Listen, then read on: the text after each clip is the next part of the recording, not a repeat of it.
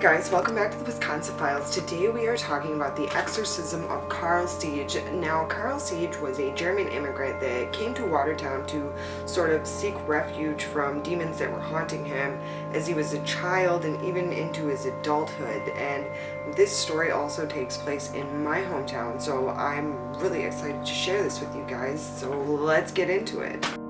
The prospect of one becoming demonically possessed is truly horrifying.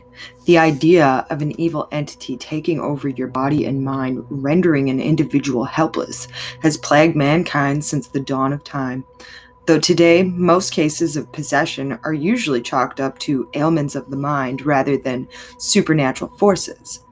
But there are the rare few that don't have any logical answers. And once more, the mind is left to wonder, is it possible a person can become demonically possessed?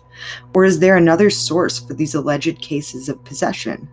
Today we will be discussing the exorcism of Carl Seige. So the Seige family was a German family, and they obviously immigrated to Watertown, Wisconsin. But the story goes, this is like also like the early to mid 1800s, and now the story goes that one morning, one of the younger, and this is a large family, one of the younger daughters of the Seige family went outside and she collected a chicken's egg. And she went to bring the egg in to show her mother. And upon inspecting this egg, the mother noticed a pin-sized hole in the egg. And all of the inside of the egg was completely drained out. Now, I guess this was some sort of bad omen, and the mother told the daughter to take the egg back immediately. And now, before the daughter could put the egg back, the family dog comes up and he eats the egg. And they said that the dog immediately goes mad, and then they shoot the family dog. I was like, I hope he didn't just have a bellyache. But anyways, so that was one of the first, this is the beginning of all the Seige family troubles. After this, things for the family go terribly wrong in every way possible, from the children getting ill, just a lot of misfortunes, befall the family. During the mid-1800s, superstition still ran high, and for many folk, even to this day, they believe that the devil and demons are just as real as you and me. Regardless of your faith, almost all religions have a common denominator. We hail from a higher being, and that evil lurks this mortal realm seeking those corrupt to join in its unholy forces. Exorcism comes from the Greek word exorcise, which translates to bind by oath, and over the centuries the idea of performing an exorcism varied depending on your religion. But nonetheless, all categories of faith had their own methods when it came to casting out these malevolent entities. Exorcisms were at their peak during the 16th and 17th centuries, when witchcraft and devil worshipping were thought to infect the feeble-minded rather prolifically. When the Seige family fell under the grasps of these unseen forces, they hoped and prayed that leaving their home country of Germany would solve their problems. Unfortunately, that was not the case, and in fact, their plight would seem to only worsen.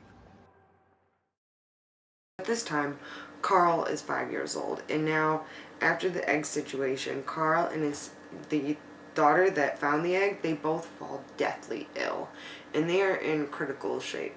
So they also are said to be stricken with blindness at points. They're vomiting. It's a mess. And now the sister doesn't recover. She unfortunately passes away, and Carl he survives, but he's never quite the same after this. And so this is when things for Carl seem to take a almost spiritual turn. This is where dark forces, according to the family, start like there seems to be a presence now with the family. Such as things are moving on their own. All the I guess common factors that come with a possession or a haunting of some sort. So yeah, and at this time, Carl's only 5 years old. I don't know if I think I did say that, but so he's 5. And time passes on, and still things don't get better. They're struggling financially, and just it's just, things aren't well. They're not well for the family. So they seek the advice of, I think, a village shaman, and he tells the family that, they've tried blessings, they've tried their, traditional steps to cleanse their family of this demon, and it doesn't work. And now the shaman recommends the family travel out of the country, leave the country, just try a new beginning. So they need this. They need this fresh start at this point. And so they do. They decide to move to Watertown, Wisconsin, because Watertown, Wisconsin has a large German population at this point, and so they feel comfortable enough to, just leave Germany behind and start anew here in Watertown. The Seige family was a large family from Germany, and according to legend, the family's trouble had begun in the Old Country when Karl was only 5 years of age in 1848. Now it is said that one of the Seige daughters discovered a duck's egg under a tree, and to her mother's surprise, this egg contained the tiniest hole. Many superstitions, especially involving dark energy, make use of the egg to either help protection or perhaps for more unsavory intentions. Mother Seige immediately told her child to place that forsaken egg exactly where she had found it. Now, as she was approaching the location of her unfortunate discovery, the family dog gobbled the cursed egg down. The dog was then said to have gone completely mad, and the family quickly put the poor creature out of its misery. It was then stated that the little girl who found the egg and Carl both would become afflicted with an illness that caused them to go blind and suffer from fits. The daughter passed away within the year, and though Carl recovered, he remained partially blind. This was only the beginning of the family's problems. Years would pass and Carl's condition only worsened. At age 12, Carl would experience violent seizures and episodes where he would flail about and foam at the mouth. After consulting a village doctor, he would attempt to remedy Carl's afflictions with poultices and herbal salves. Alas, it was all in vain, and the family would finally make the decision to leave in 1867, only to have their demons follow them to the New World. Well, unfortunately for the family, these events continually follow them. They are just still facing hardships, and immediately when they get there, so the first thing that happens in the New World is they decide to send one of their other daughters, one of their 16-year-old daughter at the time, and they send her to live with a local pastor and his family. And again, she's like 16, 15, she's young. And they send her to help the pastor, but these are old. This is the old days. Times were different then, I understand that, but it's still pretty creepy what happens. It's absolutely repulsive what happens. But anyways, the daughter is living with the pastors who assist with, family life and helping the wife with the chores and with the children. Well, the Seige daughter that's staying with this pastor becomes pregnant with this pastor's baby. And now, mind you, this pastor is obviously much, much older than this 15, 16-year-old girl. And now she's carrying his child, and all the shame falls on her. She's simply the one to blame for this, and so she goes home completely full of, she's ashamed of herself. She just, and I think this is kind of the start of their serious troubles with Carl in the New World. This move to Watertown, Wisconsin did not improve the family's woes. Things were about to get worse for the Seiges. Carl was now 24 years old, and the family at this point was desperate for a new beginning in America. One of the older Seige daughters, who was 16 at the time, was sent to live with a local minister, where she would assist the minister's wife with the children and other household tasks. Not soon after her arrival, it was discovered the girl had become pregnant with the pastor's baby. She was sent back to her home full of shame, and now having a son. This is where the family's drama would really ignite, and Carl was said to absolutely abhor the infant, becoming enraged whenever he saw him. Carl would shout how he was going to kill the baby, and due to his unruly temperament, the child was never left unattended with Carl in the home. This would leave the family feeling exhausted and utterly helpless. What was it making Carl break into these fits of rage and urge him to harm this innocent baby? The family's suspicions of demonic possession would lead them to consult the help of a Native American doctor, Dr. Quinney. There was one episode in particular that caused the family to finally seek out this help. The family home was consistently plagued with loud knocking noises, rattling windows, slamming doors, and multiple noises and strange sounds no one could explain. One night, as the family sat quietly about, a large fireball abruptly appeared near the stove. When Carl immediately jumped up and punched the fireball with his fist, causing the embers to fly everywhere, but before the flames could hit the ground, they simply dissipated. Carl stared out the window, where he began maniacally laughing, and the family witnessed their cow, who was tied up in the yard, thrash about wildly, kicking and bucking. The Seiges knew then and there that this was the work of a demon. So now, this baby's born, and it's a boy, and Carl immediately takes an aversion to the baby. He says the most spiteful things, that he hates the baby, he wants to murder this child.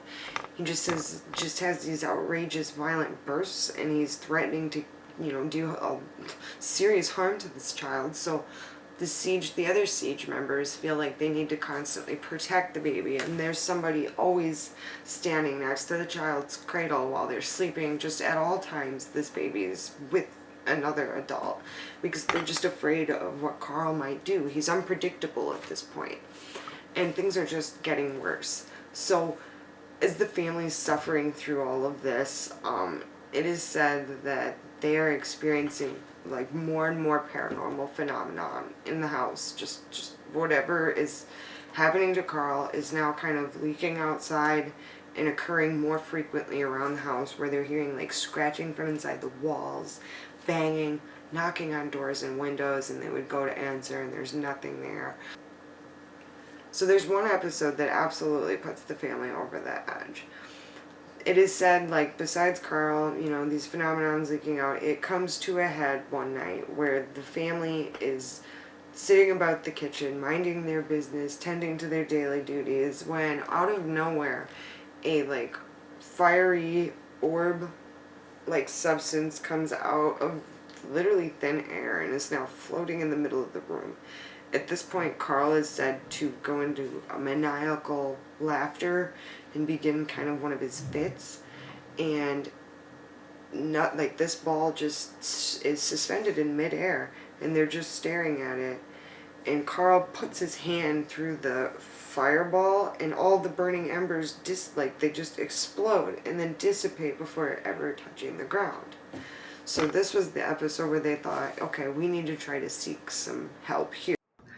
Dr. Quinney would take the family's claims very seriously and did the best he could with alleviating Carl's troubles through salves that were said to pull bad spirits out. After he applied this magical solution, he left it on overnight, and when the doctor returned to check on Carl the next day, upon removing the bandages, the doctor noticed it was covered in tiny bristles, about a half-inch to 3 inches long, varying in size. Dr. Quinney had no explanation, and the family was referred to a Milwaukee psychic, who would claim that a dead Mohawk Indian chief would tell him that these bristles were long, hairy worms generated by microscopic animals that infected drinking water Carl had consumed as a child from Germany, and I quote. He also claimed that the worms were consuming Carl's muscles, and this would lead to his ultimate demise. Shortly after this, Carl once more had an episode where he would begin naming his demons. One name was that of a thief the family vaguely knew, who had died long ago back in Germany. Though many believed this was the ghost haunting Carl, the family was skeptical and consulted the local Catholic Church for help. Unfortunately, they said they were unable to help because they were not Catholic, but their plight would not go unheard. While the Catholic bishop was visiting Watertown, he agreed to assist the Seiges. Here in Watertown, he will come out and he will perform this exorcism on Carl.